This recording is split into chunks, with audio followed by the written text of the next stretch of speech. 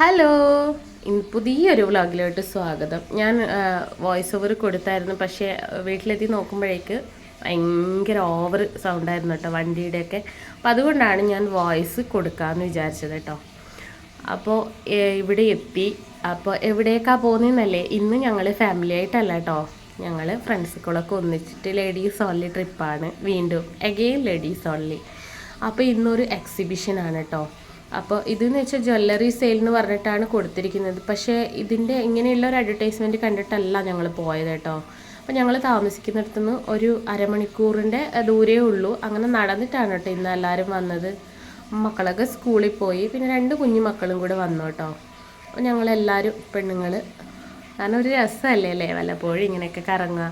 വീട്ടിലെപ്പോഴും ചോറും കറിയും വെച്ചിരിക്കുക എന്നതിലുപരി നമുക്ക് കുറച്ച് കറങ്ങാന്ന് പറയുന്നതൊക്കെ പുറത്തൊക്കെ നിൽക്കുന്ന സമയത്ത് ഒരു സന്തോഷമുള്ള കാര്യമാണ്.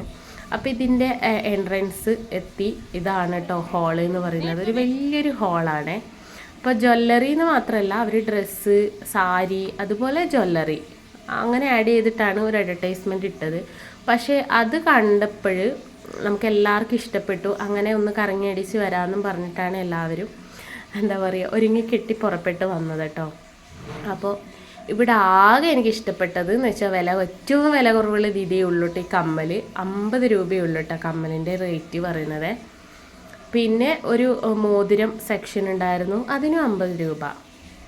വേറെ എല്ലാത്തിനും വില കൂടുതലാണ്. അങ്ങനെ വില കുറഞ്ഞ ഒരൈറ്റംസ് ഇവിടെ നമുക്ക് കാണാൻ പറ്റിയില്ല. പക്ഷെ ഇവർ അഡ്വർടൈസ്മെൻറ്റ് കൊടുത്തിട്ടുള്ളത് അങ്ങനെയാണ്, വില കുറവാണ്, അങ്ങനെയാണ് ഇങ്ങനെയാണെന്നൊക്കെ പറഞ്ഞിട്ടാണ്. പക്ഷെ അത് കണ്ടു കഴിഞ്ഞാൽ ആരും പോകും കേട്ടോ. പക്ഷെ പോയപ്പോഴെന്ന് വെച്ചാൽ നമ്മൾ പോയ നമ്മുടെ ഫ്രണ്ട്സുകളല്ലാതെ വേറെ ഓരോ ആൾക്കാർ അതിനുള്ളിൽ ഉണ്ടായിരുന്നില്ല. പിന്നെ അവരുടെ സെയിൽസ് മാമാർ മാത്രമേ ഉണ്ടായിരുന്നുള്ളൂ കേട്ടോ. കാരണം വിശാലമായിട്ടുള്ള ആദ്യമായിട്ടാണ് ഒരു എക്സിബിഷൻ ഇങ്ങനെ കാണുന്നത്. എന്താണെന്ന് അറിയത്തില്ല ഇങ്ങനെ. അപ്പോൾ അവരോട് ചോദിച്ചപ്പോൾ പറഞ്ഞു 2 ദിവസമായി തുടങ്ങിയിട്ട് ഇന്ന് ലാസ്റ്റ് ഡേ ആണ്. ലാസ്റ്റ് ഡേ ആയാലും ആൾക്കാർ വരണ്ടേ. അപ്പം ഞങ്ങൾ ചോദിച്ചു സാരിയൊക്കെ എവിടെ, സാരി എന്നൊക്കെ പറഞ്ഞല്ലോ, അതൊക്കെ ഇന്നലെ തീർന്നു എന്നാണ് അവർ പറഞ്ഞത്. അത്ര വിശ്വസിക്കാൻ പറ്റണില്ല, തീർന്നു. അപ്പോൾ അതിൻ്റെ സെക്ഷനൊക്കെ കാണിച്ചു തന്നു കേട്ടോ. ഇവിടെയാണ്, അത് കഴിഞ്ഞു. ഞങ്ങൾ വിചാരിച്ചു ഏതായാലും വന്നതല്ലേ കൂടും, എന്താ പറയുക, എല്ലാം ഒരുങ്ങി കെട്ടി രാവിലെ ഫുഡൊക്കെ ഉണ്ടാക്കി കേട്ടോ. ഇന്ന് എല്ലാം റെഡിയാക്കിയിട്ടാണ് വന്നത്. ഇനിയിപ്പോൾ വീട്ടിൽ പോയിട്ട് കഴിച്ചിട്ട് എവിടെയെങ്കിലും ഒന്ന് കിടന്നുറങ്ങേണ്ട സമയം മാത്രമേ ഉള്ളൂ. എന്നാൽ പിന്നെ വിചാരിച്ച് എന്നാൽ ഏകദേശം വന്നതല്ലേ, അപ്പോൾ പിന്നെ എല്ലാം ഒന്ന് ചുറ്റിക്കറങ്ങി കാണാമെന്ന്, എന്തെങ്കിലും വാങ്ങാമെന്നൊക്കെ വിചാരിച്ച് വന്നതാണ് കേട്ടോ. പിന്നെ നല്ല നല്ല കളക്ഷൻസൊക്കെ ഉണ്ടായിരുന്നു. അപ്പോൾ ഇതും നമ്മുടെ ഓൺലൈനായിട്ട് താരതമ്യം ചെയ്താൽ ഓൺലൈൻ തന്നെയാണ് നമുക്ക് കുറച്ചുകൂടി ലാഭം എന്ന് പറയുന്നത്. അപ്പോൾ അതുകൊണ്ട് ഇതൊന്നും നമ്മളെല്ലാം നോക്കി. പക്ഷെ നല്ല കളക്ഷൻസാണ്. ഇതിനൊക്കെ 750 രൂപയാണ്. ചിലവർ വിചാരിക്കും ഇതൊക്കെ ഇത്ര വലിയ വിലയാണോന്ന്. വലിയ വില തന്നെയല്ലേ, നമ്മൾ ഓൺലൈനിലൊക്കെ രണ്ടും കൂടി കമ്പയർ ചെയ്ത് നോക്കുമ്പോൾ ഇതൊക്കെ വലിയ വില തന്നെയാണ്. എനിക്ക് തോന്നുന്നു ഒരു 300-400 രൂപയ്ക്കൊക്കെ ഓൺലൈനിൽ കിട്ടുന്ന ഒരു പ്രൊഡക്റ്റാണ് ഇവിടെ 750. പിന്നെ ഏറ്റവും ലാസ്റ്റ് റേറ്റ് എന്ന് പറയുന്നത് ഇവരത് 5000 സംതിങ്ങിൻ്റെയാണ് കേട്ടോ ഏറ്റവും ലാസ്റ്റ് റേറ്റ് എന്ന് പറയുന്നത്. സ്റ്റാർട്ടിങ് 50, പിന്നെ എൻഡിങ് 5000 സംതിങ്. അപ്പോൾ ഓരോന്ന് ഇങ്ങനെ എടുത്ത് നോക്കി. പെണ്ണുങ്ങളല്ലേ ഏതായാലും വന്ന് പെട്ടു. അങ്ങനെ നമ്മൾ വിചാരിച്ചു എല്ലാം ഒന്ന് നോക്കി. ഇതാണ് കേട്ടോ 5250. വേറെയുണ്ട് കേട്ടോ 5000 സംതിങ്ങിൻ്റെ പ്രൈസ് ഉള്ളത് വേറെയുണ്ട്.